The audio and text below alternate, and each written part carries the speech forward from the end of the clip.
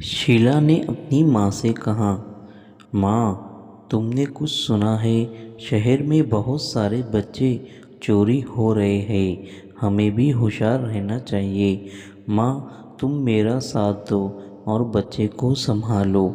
उसका पूरा ख्याल रखो।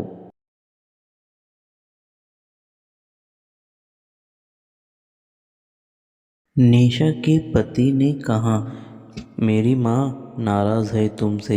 हमारी शादी को 5 साल हो चुके हैं। हमें कोई औलाद नहीं हुई है। तुम बच्चे का कुछ न कुछ इंतज़ाम करो और हम दुबई चले जाएंगे। मुझे काम पर जाने दो। और वो वहाँ से चला गया। दूसरे दिन अमित निशा के पास काम करता था। अमित से कहा, अमित, तुम मेरे लिए बच्चा तलाश करो। बदले में मैं तुम्हें 10 लाख रुपए दूंगी। मेरा काम जल्दी होना चाहिए। तुम गाँव जाओ, शहर जाओ, जहाँ जाना चाहते हो वहाँ पर जाओ, लेकिन बच्चा ज़रूर लाना। मैं तुम्हें 10 लाख रुपए इनाम दूंगी और तुम्हें जितना कर्जा बाकी है वो भी माफ़ कर दूंगी। अमित दूसरे शहर चला गया। वो बहुत लालची था और होशियार भी था। सब्ज़ी बेचने लगा। उसे पता था कि सब्ज़ी की गाड़ी लगाने के बाद मुझे घर से बच्चे मिल जाएंगे। उसे एक मौलवी साहब मिले। मौलवी साहब ने कहा, तुम इधर कहाँ घूम रहे हो? ये गांव तो बहुत बड़ा है। तुम तुम सब्ज़ी बेचने आए हो।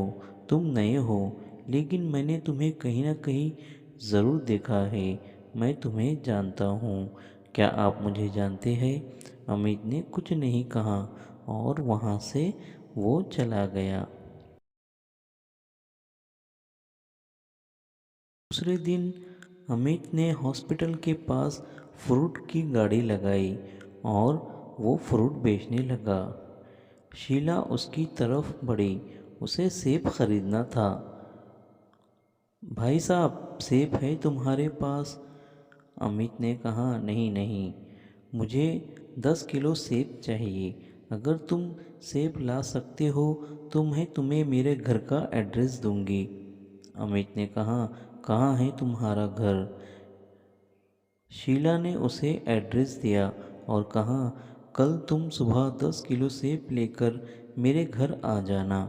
मैं घर का एड्रेस देती हूँ। और वो वहाँ से चले गई। अमित भी घर चला गया। दूसरे दिन शीला एक कमरे से दूसरे कमरे में दाखिल हुई और उसने उसका बच्चा वहीं छोड़ दिया। उतने में अमित आया और देखा कि यहाँ पे तो बच्चा है। चलो, मेरा काम हो गया है। मुझे बदले में 10 लाख रुपए मिलेंगे। उसने उसका बच्चा उठाया और वहाँ से चला गया।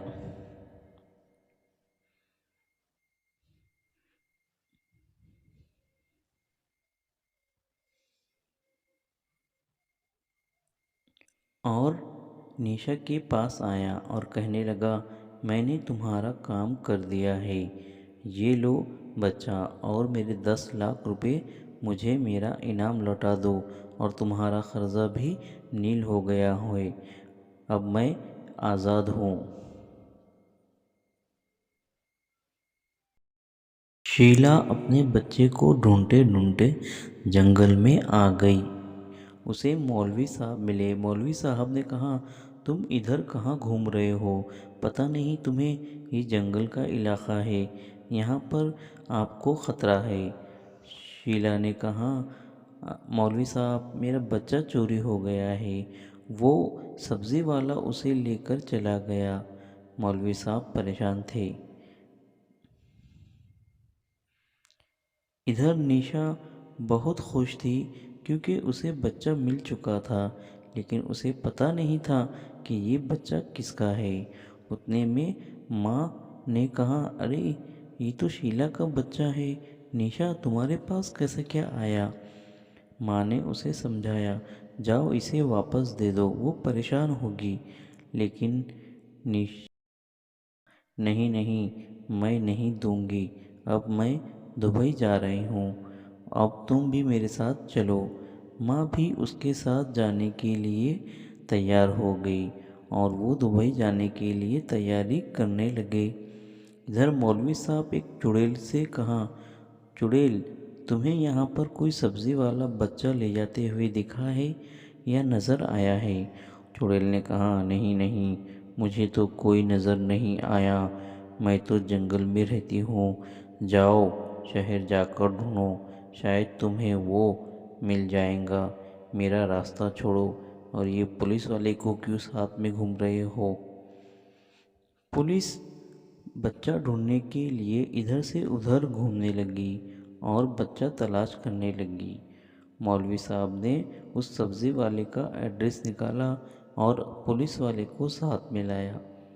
पुलिस वाले ने कहा, तुम सही तरीके से बता दो तुमने किसको बच्चा दिया है, वरना मैं तुम्हें मार मार कर हड्डी बना दूंगा और तुम्हें ज़्यादा से ज़्यादा जेल में सड़ाऊंगा।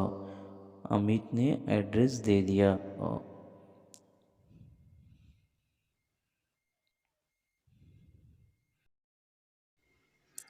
पुलिस एयरपोर्ट पर पहुंच गई और निशा को गिरफ्तार किया और कहा, तुमने तो बच्चा ही चुरा लिया है, वो भी अपनी बहन का। उधर निशा भी आई और कहने लगी शीला से, तुमने अच्छा काम नहीं किया और मुझे पता नहीं, मुझे ऐसी उम्मीद नहीं थी कि मेरा बच्चा चुराने में मेरी माँ भी साथ देगी और बहन ने मेरा बच्चा किडनैप करके भागने की तैयारी की और ये शहर को छोड़ने की कोशिश की। अब मैं इन दोनों को जेल में भेजना चाहती हूँ। इंस्पेक्टर साहब, इन दोनों को गिरफ्तार कर दो और इनको ऐसी सज़ा दो कि ये कभी इन्होंने सोचा नहीं और ये आइंदा किसी का बच्चा चोरी करने की कोशिश भी ना करे। चलो बच्चों, हमारे चैनल को सब्सक्राइब कीजिए। हम फिर मिलेंगे नए वीडियो के साथ।